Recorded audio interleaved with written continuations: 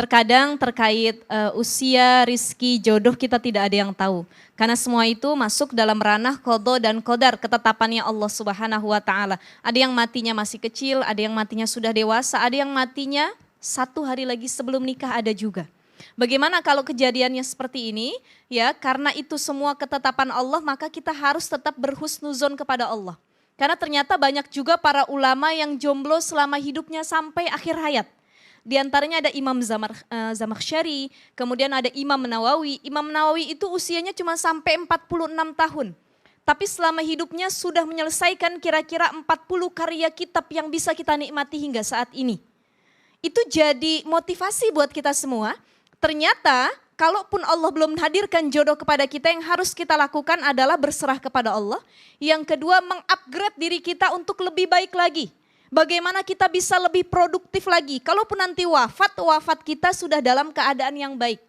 Keadaan yang produktif. Lalu di mana jodohnya kalau di dunia itu tidak sempat punya jodoh? Berarti Allah memang tidak hadirkan jodoh selama di dunia. Dan Allah sudah siapkan jodoh tersebut kelak di akhirat. Amin. Kalau kita jadi orang baik, kita orang solih, masuk syurga, itu syurga menanti jodoh kita. Siapa jodoh kita? Dalam surah Ar-Rahman itu disebutkan fihinna khairatun hisan. Buat para laki-laki, perempuan, tenang. Allah sudah siapkan para bidadari-bidadari yang ada di dalamnya.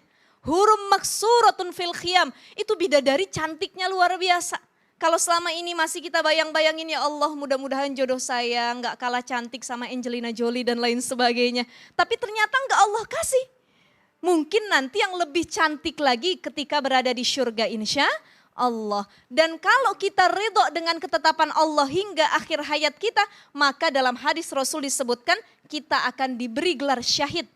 Faman asyaqa fa'afa fakatama famata mata syahidan, kata Rasulullah. Siapa orang yang jatuh cinta, suka sama orang, tapi belum ada yang lamar, belum pernah nikah, tapi menjaga dirinya sampai akhir hayat, maka famata syahidan, matinya dalam keadaan syahid.